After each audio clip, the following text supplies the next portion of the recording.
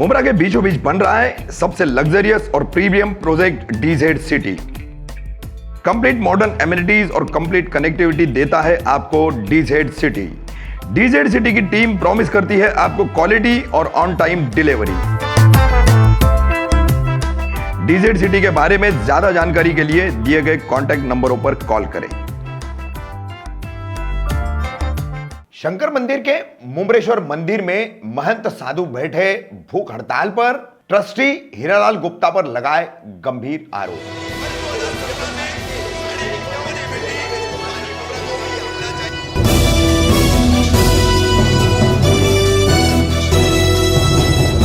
मैं रफीक कामदार हिंदुस्तानी रिपोर्टर में आपका स्वागत है। पिछले 3 दिनों से मुंब्रा के शंकर मंदिर परिसर में, शंकर मंदिर के ही नाम से ज्यादातर प्रख्यात और मूल रूप से मुंब्रेश्वर महादेव मंदिर है, यहां पर एक अयोध्या से महंत साधु आए हैं।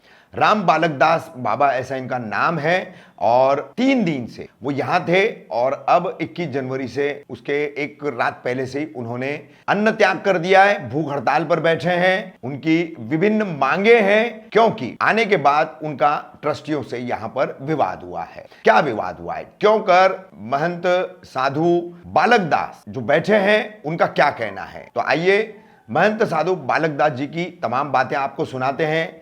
स्थानीय युवकों का और विश्व हिंदू परिषद और बजरंग दल के कार्यकर्ताओं का उन्हें समर्थन भी हासिल है। ये पूरी बात जो है, ये पूरा मामला जो है, ये पुलिस तक भी पहुंचा हुआ है। उसी दौरान मुंब्रा पुलिस स्टेशन के वरिष्ठ पुलिस निरीक्षक अशोक कडलक भी यहां पहुंचे थे। उन्होंने महंत साधु जी से भी बात की और ट्रस्टियों से भी बात की। तो खबर के इस पहले हिस्से में हम महंत साधु जी के क्या आरोप हैं वो हम आपको बता रहे हैं, और ये मुंब्रेश्वर महादेव मंदिर, शंकर मंदिर जो कहलाता है, उसका ट्रस्ट जो है और उसका तमाम यहाँ पर जो है जमीन और यहाँ पर क्या क्या है इन आरोपों के मुताबिक, वो भी हम आपको दिखा रहे हैं। महाराज जी, हम मुंब्रा कौसा के सभी पत्रकार आपके मुंब्रा आगमन का मुंब्रेश्वर महादेव मंदिर पर आप आए हैं, उसको हम स्वागत करते हैं। हमें ऐसा कुछ जानकारी मिली है कि यहाँ आने के बाद आप लगभग 3 दिन हो गए और अब आपको कुछ परेशानियां और कुछ दिक्कतों का सामना करना पड़ रहा है।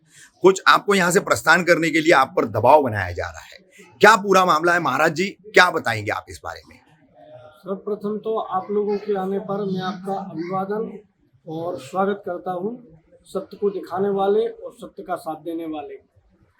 मैं यहाँ पर मेरे जो टीला द्वारा गद्याचार्य मंगल पीठाधीश्वर श्री माधवाचार्य जी महाराज जी की आज्ञा से यहाँ पर यज्ञ करने के उद्देश्य से आया था, शिव शक्ति रुद्र महायज्ञ।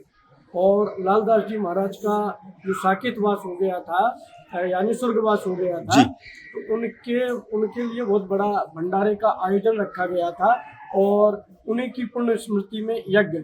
और भोलेनाथ का मंदिर है, तो मुझे तो यहाँ के हिंदू भाइयों ने बहुत सपोर्ट किया और सबकी बहुत श्रद्धा है यज्ञ हो। और हिंदू भाइयों छोड़ो, यहाँ के जो मुस्लिम भाई हैं, जब कुछ लोगों ने मुझसे पूछा महाराज जी कहाँ से आए, हमने कहा हम अयोध्या जी से श्री राम, तो उन्होंने क्या शब्द कहा कि श्री राम जी की जन्मभूमि से आप आए, आपका स्वागत सम्मान हाथ जोड़कर किया। तो मेरी आंखों से आंसू झलक आए कि लोग जो आपसी मतभेद फैलाते हैं, पर इनका भगवान के प्रति देखो कितना प्रेम है। तो ये मुझे देखने पर एक व्यक्ति विशेष के माध्यम से जो ट्रस्ट 7 सदस्यों के द्वारा जो ट्रस्ट चलता है, ऐसे एक व्यक्ति विशेष के माध्यम से ये पूरा ट्रस्ट चल रहा है ना। इसमें तो हमको नहीं लगता है कि इसमें महामंत्री हो, इसमें सचिव हो, इसमें कोषाध्यक्ष हो, अध्यक्ष एक ही व्यक्ति अध्यक्ष है, वही कोषाध्यक्ष है, वही सब कुछ और उसी व्यक्ति की चलती है। तो उस व्यक्ति के द्वारा मुझे मना किया गया हीरालाल गुप्ता के द्वारा कि यहाँ पर यज्ञ नहीं होगा, अपने गुर्गों के द्वारा, अपने आदमियों के द्वारा यहाँ पर कोई कथा नहीं करने देंगे, कोई यज्ञ नहीं करने देंगे। हमने कहा भैया ये तो ऐसा तो रावण के राज्य में था। जब मैं परसों यज्ञ की मीटिंग ले रहा था तो मुझे कहा गया कि महाराज कुछ सत्संग हो जाए, तो हमने कहा ठीक है थोड़ा हो जाएगा। तो जब सत्संग का टाइम 9:30 बजे का दिया गया, 9 बजे का, तो कल नया फरमान जारी होता है, नया ऑर्डर निकलता है कि कल 9 बजे से गेट बंद हो जाएंगे।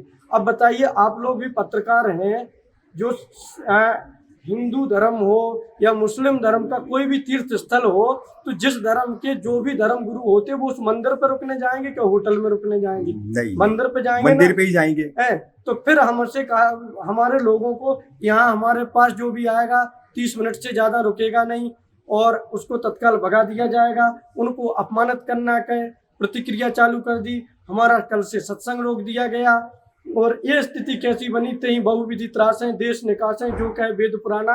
ये जो लंका की स्थिति थी कि जो वेदों पुराणों यज्ञ आदि करेगा उसको अनेक प्रकार से प्रताड़ित किया जाए और उसको देश से निकाल दिया जाए। तो हमारे लिए ट्रस्ट का एक व्यक्ति हीरा गुप्ता के माध्यम से बार बार प्रताड़ित किया जाता है।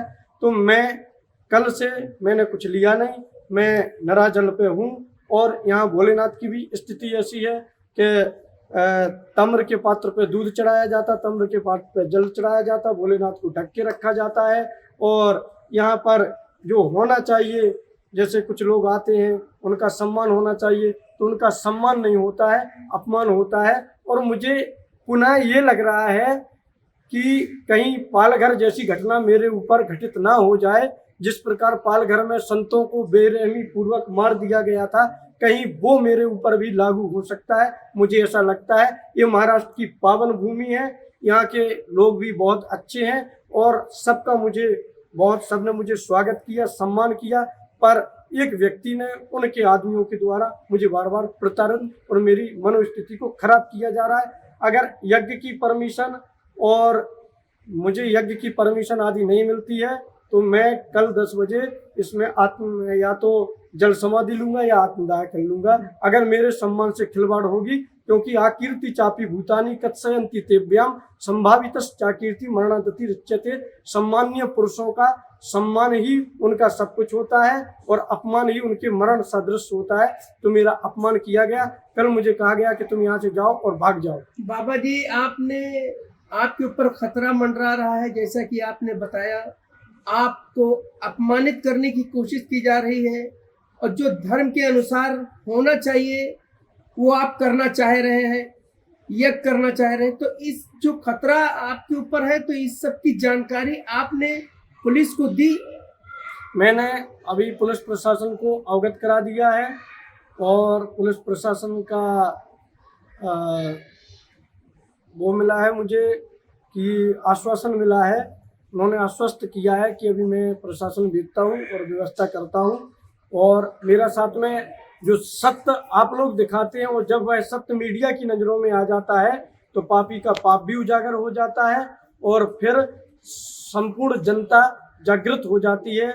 यहाँ पर कोई अगर 11 ब्राह्मण का भोजन कराना चाहे तो पहले ट्रस्ट में रसीद कटवाए, पैसा दे, इसके बाद वो 11 ब्राह्मण का भोजन करा सकता है। ऐसी स्थितियाँ जो बन रही हैं इसकी मैं घोर निंदा करता हूँ। यह करीब संतों की गद्दी, ये 4 संतों की गद्दी, और जैसा कि आप लोग भी जानते होंगे यहाँ सीताराम दास जी महाराज रहे यहाँ की गद्दी पे, इसके बाद में गढ़वर दास जी भी हुए, इसके बाद में नटवर दास जी भी हुए, फिर वो बलदेव दास जी भी हुए, फिर लाल दास जी महाराज भी हुए। तो ये तो गद्दी आप लोग भी जानते हैं और यहाँ पर मुस्लिम समाज के लोग भी आते हैं, बैठते हैं मंदिर में और हिंदू तो सब लोग जुड़े हुए हैं इस मंदिर से। तो ऐसा नहीं इस पर सबकी आस्था है, आते हैं, पर एक व्यक्ति विशेष के द्वारा इस पर रोक लगाई जाती है कि इस पर मंदिर परिसर में कोई ज़्यादा नहीं आए, 10 मिनट नहीं रुके। भाई जो सनातन धर्म वाले वो कहाँ जाएंगे? बाबा जी, अभी हम लोग मीडिया के लोग आए तो यहाँ पर ऐसी जानकारी मिली कि यहाँ के कोई जो जिम्मेदारी संभालते हैं उन्होंने कहा, कोई अपना मराठी थे यहाँ पर, तो बोले यहाँ जो है फोटो वगैरह ले रहे थे, तो उन्होंने एक शब्द कहा कि यहाँ पर मराठियों की जरूरत नहीं है। तो इस पर क्या कहना चाहेंगे आप?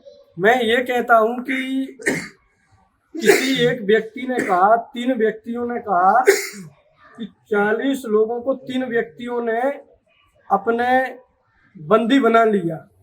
तो वो 40 व्यक्ति मूर्ख हैं या 3 लोग मूर्ख हैं? जब उसने ये शब्द कहा कि मराठियों को, तो ये मराठा है, छत्रपति शिवाजी की भूमि है और छत्रपति शिवाजी ने लोहा लिया है। तो जब मराठियों की भूमि में एक व्यक्ति अपना ही अनुशासन चलाता है कि मेरे आदेश द्वारा ही सब चला जाए, ट्रस्ट की डीड बनती हो, डीड के आदेश से ही ट्रस्ट चलता है, तो ये सर्वप्रथम संतों की गद्दी है, यहाँ गौशाला है। तो इसमें जो मराठियों के, देखो ये जगह भले कोई कहीं का आ जाए, पर ये जगह मराठियों की है और महाराष्ट्र में है, तो सर्वप्रथम अधिकार इस पर मराठियों का और समस्त हिंदू समाज का है। और समस्त हिंदू समाज का है और प्रत्येक व्यक्ति का है। महाराज जी, जो इसके ट्रस्टी हैं हेरालाल गुप्ता जी, उनका ये कहना है कि यहाँ पर जो भी है वो मतलब ट्रस्ट के जो है नियमानुसार हर चीज चलता है और शुरू से चलता आया है। जैसा ट्रस्ट चाहेगी उसी तरीके से उसका पालन करना पड़ेगा। यहाँ पर किसी को, कोई भी यहाँ पर साधु संत आते हैं, उनको मेहमान के तरीके से उनको सम्मान दिया जाता है। 3 से 4 दिन तक पूरी सेवा की जाती है। उसके बाद में फिर वो जो है जा सकते हैं। उनको यहाँ पर कोई सेवा नहीं की जाती, दारू पीने वालों की सेवा की जाती है, अपने हिसाब के आदमी रखे जाते हैं, उनकी सेवा की जाती है। संतों को लगाने के लिए आसन नहीं दिया जाता है, संतों को मच्छर काटने के लिए छोड़ दिया जाता है, उनकी तरफ से संतों के लिए एक कंबल की व्यवस्था नहीं है, उनकी तरफ से संतों के लिए एक चाय की व्यवस्था नहीं है। वो तो जो भक्त लोग आते हैं वो अपनी तरफ से व्यवस्था करते हैं। और रही बात ये कि ये मंदिर ट्रस्ट से है कि मंदिर से ट्रस्ट है, ये मैं आपसे प्रश्न कर रहा हूँ। मंदिर से ट्रस्ट है कि ट्रस्ट से मंदिर है? मंदिर से ट्रस्ट होगा। मंदिर से ट्रस्ट है। इस मंदिर की स्थापना, इस जो जगह को रोका था वन विभाग से, या इसमें जो भूमिका, मेन पृष्ठभूमिका निभाई थी, तो वो हीरालाल गुप्ता ने निभाई थी कि 4थी पीढ़ी पूर्व जो संत महात्मा हुए थे, जो अपने सिर पर पत्थर ढो ढो कर उनने इसकी पूरी चौकीबंदी की थी, वो तो उनने रक्षा की थी। पर इस धुर्त के द्वारा ये जमीनें बेची जा रही हैं, यहाँ पार्किंगें बनाई जा रही हैं, इसका पैसा खाया जा रहा है, अपने घर मकान में लगाया जा रहा है, अपने बिजनेस में लगाया जा रहा है। क्या इन्होंने कोई वो दी है इसका कितना खर्चा है, कितनी आय व्यय है? 4 आदमी को बैठा के इसकी कभी भी कमेटी की मीटिंग नहीं होती है और कभी भी एक व्यक्ति विशेष के द्वारा इसका निर्णय लिया जाता है। ट्रस्ट में ये नहीं चलता है कि व्यक्ति विशेष के द्वारा निर्णय लिया जाए। ये ऐसे व्यक्ति विशेष का और ऐसे ट्रस्ट का मैं बहिष्कार करता हूँ, मैं बहिष्कार करता हूँ।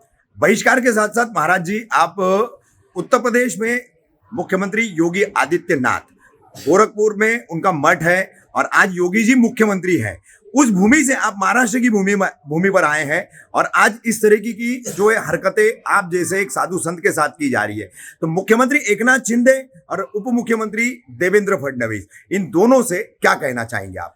अगर इन लोगों को अभी हो सकता है कि इनके संज्ञान में यह जानकारी नहीं हो, फिर भी मैंने कल मुख्यमंत्री जी और उप मुख्यमंत्री जी को यज्ञ के विषय में बताया था और व्हाट्सएप भी किया, तो हमें समय देने की भी उन्होंने वो की, पर उनको ये पता नहीं है कि इस इतने बड़े यज्ञ आयोजन को यहाँ पर मना किया जा रहा है, रोका जा रहा है। अगर ऐसा उनको पता चल जाएगा तो बीजेपी की गवर्नमेंट है और संतों पर लगभग कोई भी संप्रदाय या कोई भी हो, संतों को सब मानते हैं, तो इस पर मैं आश्वस्त हूं कि उचित कार्रवाई होनी चाहिए। और कहीं यहाँ पे योगी बाबा होते और ऐसी प्रतिक्रिया होती तो बुलडोजर चलता उनके घर पे, यही बाबा होते तो इनके घर पे बुलडोजर चलना चाहिए। यही उपेक्षा आप मुख्यमंत्री और उप मुख्यमंत्री महाराष्ट्र से कर रहे हैं, ये अपेक्षा कर रहे हैं, ये उनसे हम अपेक्षा कर रहे हैं, उनको करना चाहिए। अगर वो सनातन संस्कृति के नाम पे आए और हिंदुत्व के नाम पे आए हैं और अगर उनको जिताया है, तो जिस प्रकार पालघर में जब घटना घटी थी उस वक्त दूसरी सरकार थी, पर ये सरकार अब दोबारा बीजेपी की सरकार आई तो पालघर के जो संतों को निर्दयता पूर्वक मारा गया, बेरहमी पूर्वक मारा गया और जिनको पुलिस प्रशासन के बीच में ही जिनका मर्डर कर दिया गया, उन संतों के लिए पुनः सीबीआई जांच होनी चाहिए। और कहीं ऐसी घटनाएं घटती हैं तो प्रशासन को आगे आना चाहिए, नहीं तो ऐसी घटनाएं घटेंगी तो प्रशासन उसका जवाबदार होगा।